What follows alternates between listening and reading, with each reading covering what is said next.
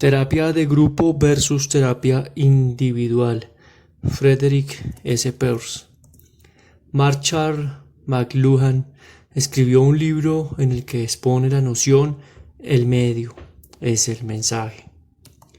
¿Cuál es el mensaje que recibimos del medio de la terapia de grupo? La terapia de grupo nos dice, yo soy más económica que la terapia individual. La terapia individual contesta, sí, pero tú eres menos eficiente. Y la terapia de grupo responde, pero ¿quién dice que tú eres eficiente? Notarán que en mi escenario privado estas dos terapias inmediatamente comienzan a reñir, a meterse en un conflicto. Durante un tiempo traté de solucionar este conflicto en la terapia gestáltica pidiéndole a mis pacientes que tuvieran arribas, terapias de grupo individual. Sin embargo, posteriormente he eliminado por completo las sesiones individuales, excepto en casos de emergencia. En realidad, he llegado a considerar que toda terapia individual está obsoleta y debería ser reemplazada por talleres de terapia gestáltica. Ahora, en mis talleres integro trabajo individual. El grupo, sin embargo, esta integración resulta efectiva con un grupo solo si se produce un real encuentro entre el terapeuta y el paciente individual dentro del grupo. Para entender la efectividad de la terapia gestáltica en estos encuentros prolongados, tendremos primero que considerar otro conflicto, la dicotomía existente en la psicología actual entre el enfoque experiencial y el enfoque conductista. Entonces podremos entender cómo la terapia gestáltica integra ambas ramas de la psicología. Por lo general, al conductista se le considera principalmente como un condicionador, si él estuviera dispuesto a disociarse de la actividad, de condicionar, de su compulsión a cambiar la conducta de los demás a través de los medios externos, del ejercicio y de la repetición, podría llegar a ser un observador, un descriptor de procesos en transcurso. Podría entonces aprender que el aprendizaje es descubrimiento, que es cuestión de nuevas experiencias. Por otro lado, tiene una ventaja sobre la mayoría de los psicólogos clínicos. Trabaja en el aquí y ahora, se centra en la realidad, aunque de una manera más bien mecánica, y está más orientado hacia la observación que el clínico, que principalmente se guía por abstracciones y computaciones, pero el clínico tiene lo que el conductista omite, un compromiso total con el fenómeno de darse cuenta. Y si lo denomina conciencia, sensibilidad o darse cuenta, es un asunto que no importa en absoluto. Freud asumió que la mera transposición de recuerdos inconscientes a conscientes sería suficiente para lograr una cura. La psiquiatría existencial tiene un punto de vista similar, aunque algo más amplio. Similar y pone a disposición del paciente todas aquellas partes de la personalidad que han sido alienadas. Lo que obstaculiza al terapeuta existencial es esto. Si bien su foco es la experiencia, se aleja fácilmente del aquí y de la ahora del conductista, o comienza a preocuparse como Freud del pasado y de la casualidad, o bien comienza a preocuparse como Adler de las intenciones, la conducta real de ambos, terapeuta y paciente, se es explicada, minimizada, denominándolas transferencias y contratransferencias. El interés por la conducta observable se desarrolló tempranamente en psicoterapia. El hipnotizador no solo quería aliviar al paciente de sus síntomas, sino también cambiar hábitos indeseables por hábitos deseables. La escuela freudiana trazó un paralelo entre patrones de conducta y las tres zonas erógenas reconocidas, oral, anal y genital. El interés de Reich en la formación del carácter estuvo centrado principalmente en la conducta motora de la persona. Trató de tomar un atajo y, como muchos terapeutas, descuidó observar los detalles de la voz y de la conducta verbal. La escuela gestáltica ha investigado muchos aspectos de nuestra conducta sensorial, ya que nuestro contacto con el mundo está basado en el darse cuenta sensorial, especialmente ver, oír y tocar. Estos medios de contactar con el objeto externo juegan una parte tan importante en la terapia gestáltica como lo hace el sistema propioceptivo interno en el autodarse cuenta. Ya que toda sensación toma lugar en el aquí y en el ahora, la terapia gestáltica está orientada al tiempo presente, del mismo modo que el conductista. Llamamos carácter a aquellas conductas manifiestas, motoras y verbales que son fácilmente observables y verificables. Llamamos mente al lugar donde se originan estas conductas. Incluso nuestra conducta verbal secreta tiene un nombre, se le denomina pensamiento o intelecto, pero esto último es en realidad la fantasía, o como lo vio muy bien Freud, es el escenario imaginario en el que se ensayan los roles que queremos representar en la vida real. El intelecto, la totalidad de la inteligencia puede ser comparada a una computadora, sin embargo, es un pálido sustituto de la vívida inmediatez del sentir y el vivenciar. El psicoanalista y el así llamado terapeuta racional, al jugar juegos de interpretación y explicación, solo refuerza este dominio ilusorio del intelecto e interfiere con las respuestas emocionales que se hallan en el centro de nuestra personalidad. En el desierto emocional de los pacientes neuróticos rara vez encontramos otros sentimientos que no sean aburrimiento, autocompasión y depresión. En resumen, el psicoterapeuta clínico carece de un completo compromiso con la realidad, con el aquí y ahora, así como el conductista niega la importancia de la capacidad de darse cuenta. En la terapia gestáltica integramos las dos caras de la moneda, siendo una especie de psiquiatría microscópica investigando el darse cuenta y la habitación del darse cuenta en cada uno de los detalles de la conducta del paciente y del así llamado terapeuta. Esta es la verdadera integración de las dos psicologías, no solo el eclecticismo, no solo una componenda, pero es más difícil lograr esta síntesis al combinar la terapia de grupo y la individual. Un neurótico puede ser definido como un individuo incapaz de asumir la completa identidad y responsabilidad de la conducta madura. Hará cualquier cosa por mantenerse en el estado de inmadurez, incluso actuar el rol de un adulto, esto es, su concepto infantil de cómo es un adulto. El neurótico no puede concebirse a sí mismo como una persona autosuficiente, capaz de movilizar su propia potencial al frente del mundo. Busca apoyo ambiental a través de la dirección, ayuda, explicaciones y respuestas. No moviliza sus propios recursos, sino sus medios de manipulación del ambiente, desamparo, adulación, estupidez y otros controles más o menos útiles para obtener apoyo.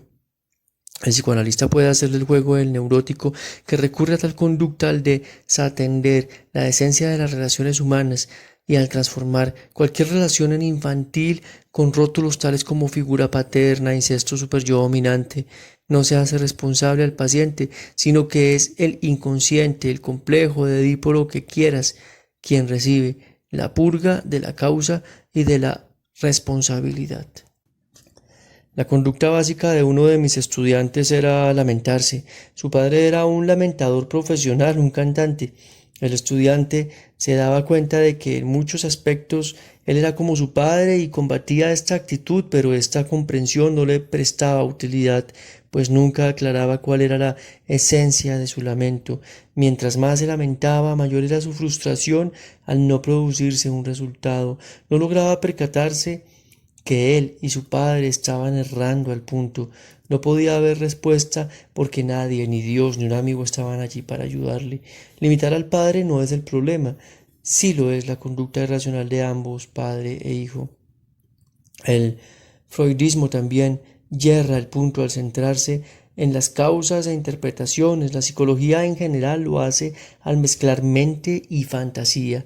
Cada paciente yerra el clavo al esperar que la maduración surja a través de fuentes externas, al ser psicoanalizado, recondicionado, hipnotizado o maratonizado o tomando drogas psicodélicas. La maduración no puede ser lograda para él, tiene que atravesar por el doloroso proceso de crecer por sí mismo. Un terapeuta solo puede entregar la oportunidad estando disponible como catalizador y como una pantalla sobre la cual el paciente pueda proyectar sus neurosis. La teoría básica de la terapia gestal es que la maduración es un proceso de crecimiento continuo en el que el apoyo ambiental se transforma en un autoapoyo. Es un desarrollo sano. El niño moviliza y aprende a usar sus propios recursos.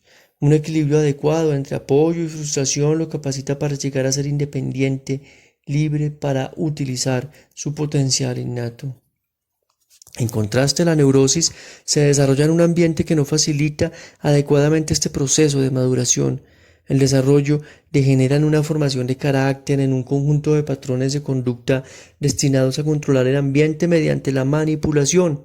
A menudo, irritando a algún adulto, el niño aprende a asegurarse del apoyo ambiental jugando al estúpido o desamparado, amenazando, adulando, tratando de ser seductor y así sucesivamente.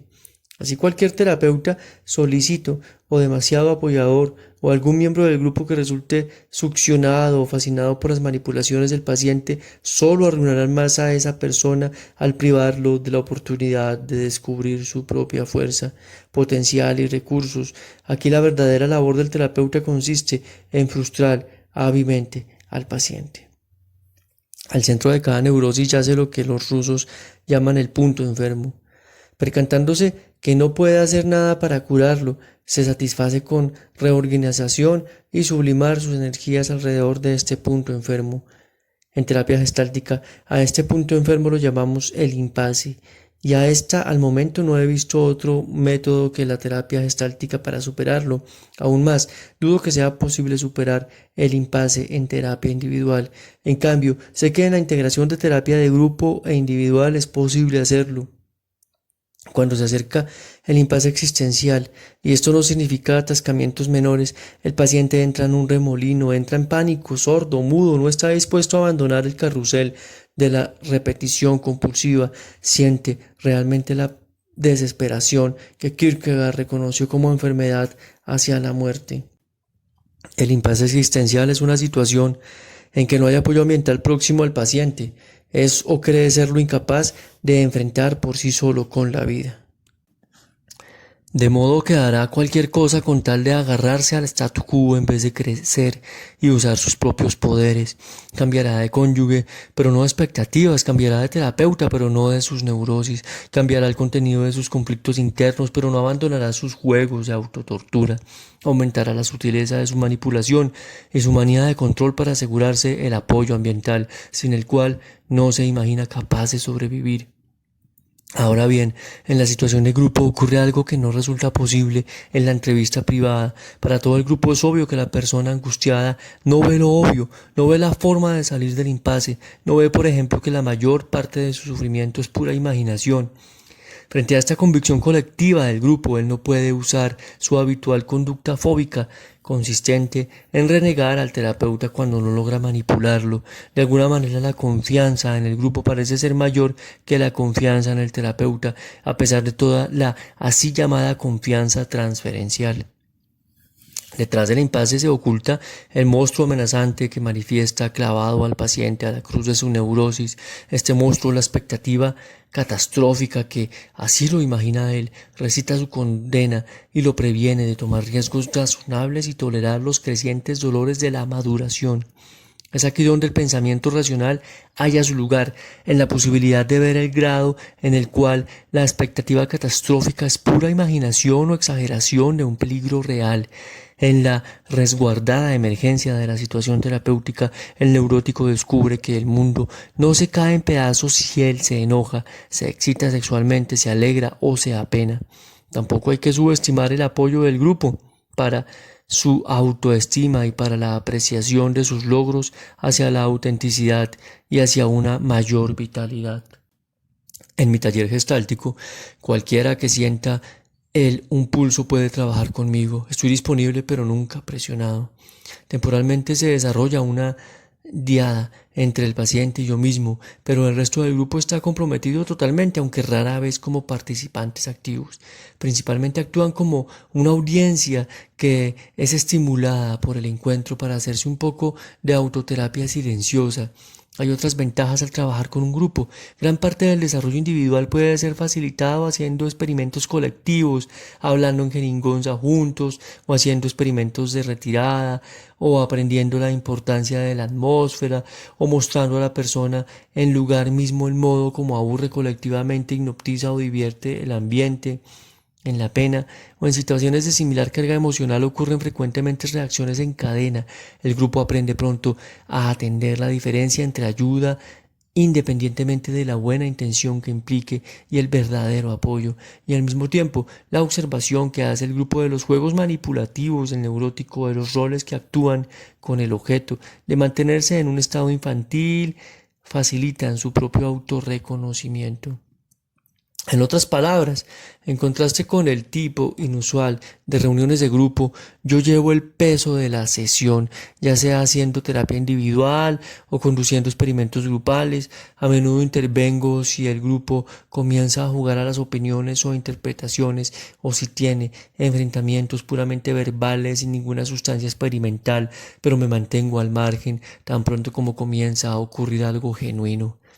Siempre es una experiencia profundamente conmovedora para el grupo y para mí, el terapeuta, ver cómo